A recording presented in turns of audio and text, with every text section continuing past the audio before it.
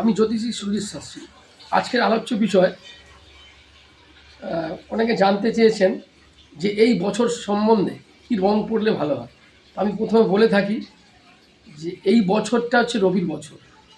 এই বছরে আপনারা যত পারবেন রবির রিলেটেড রঙগুলো পড়ুন, যেটা হলো গোলাপি পড়তে পারেন, লাল পড়তে পারেন এবং তার সাথে অরেঞ্জ রঙটাও পড়তে পারেন।